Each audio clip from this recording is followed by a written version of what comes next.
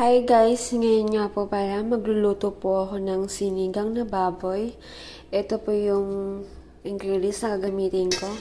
Ito pong kangkong, kinuha ko lang po sa tanim namin. Kaya makakatipid kami sa kangkong. Tapos kamatis, 5 piraso. 2 pirasong onion na pula. Kayo na pong bahala kung puti bang gamitin nyo or red. Tapos, ito pong sitaw. Siyempre po, binili na po namin to kasi wala pa po akong tinatanim na sitaw. Tapos, maglalagay din po dito mamaya ng 2 pirasong beef cubes. Ngayon po, ilalaga ko muna po siya. Ito na po guys, hiniwa-hiwa ko lang po ng yung kamatis. Ibubuhos ko na po silang lahat ng sabay-sabay. Papakuluan ko lang po itong Tapos, ilalagay ko na po itong baboy. Ito pala pong baboy, hinugasan ko muna. Pati ko po ito ilalaga. Pagisahin ko na po silang lahat. Para po sumabay na po yung paglambot ng kamatis, sibuyas at baboy. Para pong pumasok na po yung lasa niya. Papalambutin ko muna po itong baboy.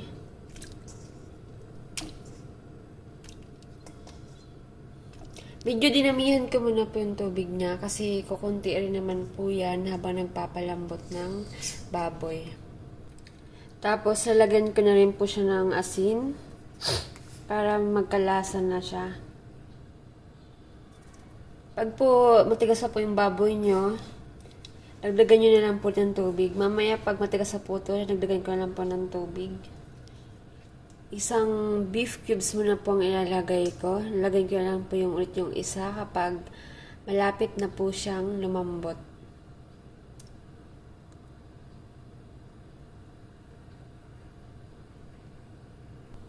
Hahaluin ko muna po siya guys para po matunaw yung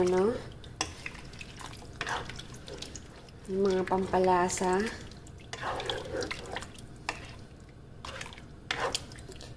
Tapan. Tapos, tatakpan ko muna po siya para lumambot. Ito na po guys. Mukhang malambot na po siya. Ilagay ko na po yung sitaw.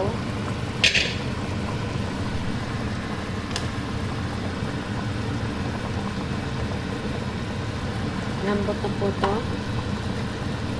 Ilagay ko na po itong sitaw para lumambot na po siya. Nilagyan ko nga pala po ito kanina ng powder na paminta. Hindi po buong paminta ang nilagay ko kasi baka po makain. Pagpadagdag lang po yun ang lasa kung gusto nyo po rin hindi. Tapos, sinadagdag ko na rin po itong 1 pirasong beef cubes pong gamit ko kasi mas masarap po siya para po sa akin kaysa sa pork. Mas masarap po itong beef. Mas malasa.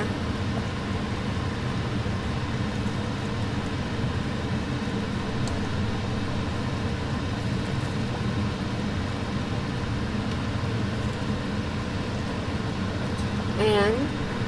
Bali, 2 beef cubes po to. Kasi kanina naglagay na po ako nung papakuluan ko pa lang po siya. Drop na drop na po yung kamatis.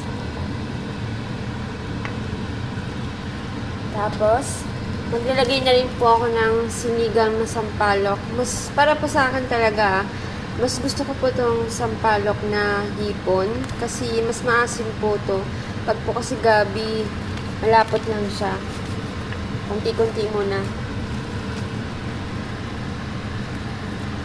Para po sa akin, mas masarap po itong hipon na sampalok.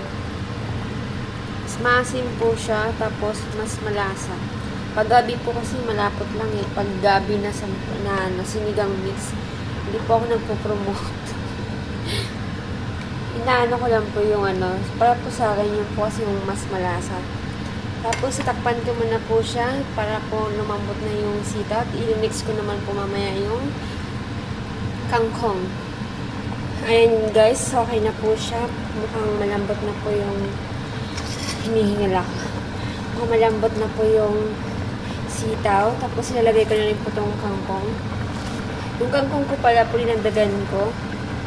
Kasi napansin ko kanina, konti lang siya.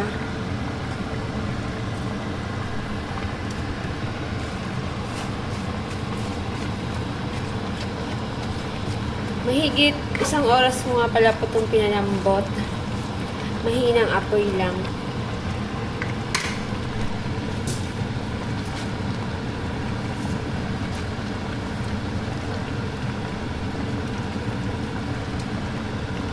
Ito pala pong kangkong ko. Nakamix po to. Chinese kangkong. Tapos Tagalog na kangkong. Yung Chinese kangkong po, yung maliliit lang siya.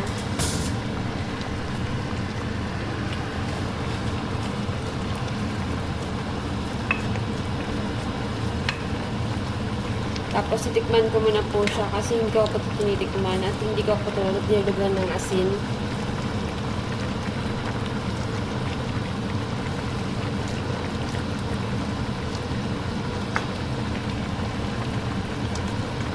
Nasa inyo na po yan kung gusto nyo pong lagyan ng patis. Sa amin po kasi hindi po pwede kasi may mga iba po sa amin may allergy sa patis. Tapos hindi po ako nakapaglagay ng sili. Nasusap sana kami sili to.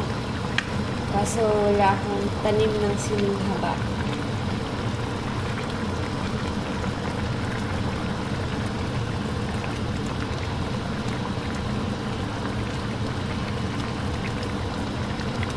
Hindi ko na po siya masyado inahalo kasi baka kung madurog na yung baboy. Hindi na rin po na po akong dagdag ng tubig kasi po yung baboy nito binili pa ito sa grocery. Kaya matubig po yung baboy sa grocery. Pero kapag sa palengke po, hindi.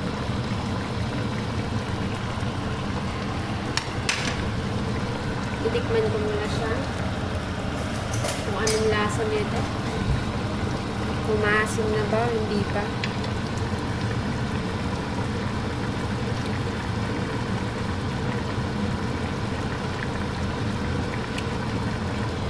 Medyo matabang. Dagdagan ko pa ng asin.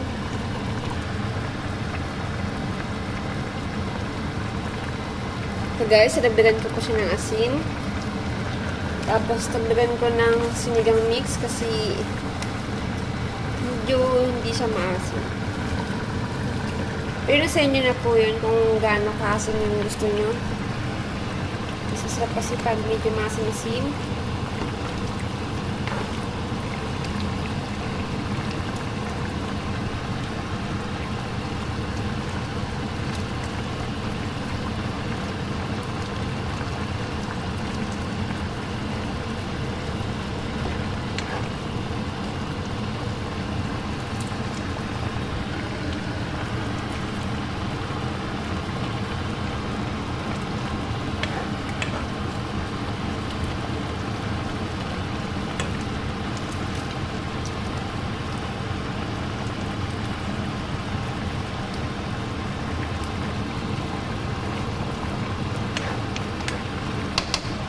Wait, hindi ako nakontento. Hindi ako nalalagay. Meron nga pala akong powder na sili na ginawa. Lalagyan ko ng konti kasi ang boring talaga niya kapag walang konting kagat. Konti lang. Tinamad na po kasi akong pumunta sa labas para manguha ng siling tinanim ko. Kaya ito na lang pinatuyo kong sili.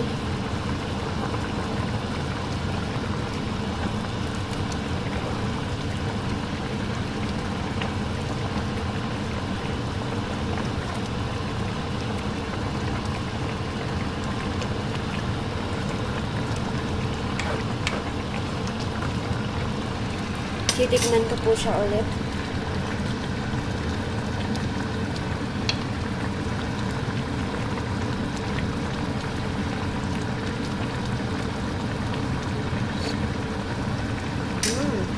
Okay na?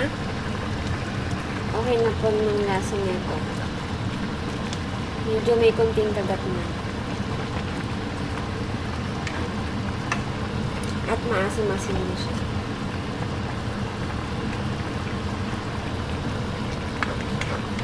Okay na po to guys. Salamat po. Sana po magustuhan niyo po tong simpleng recipe ko ng sinigang pork. Thank you guys. Bye-bye.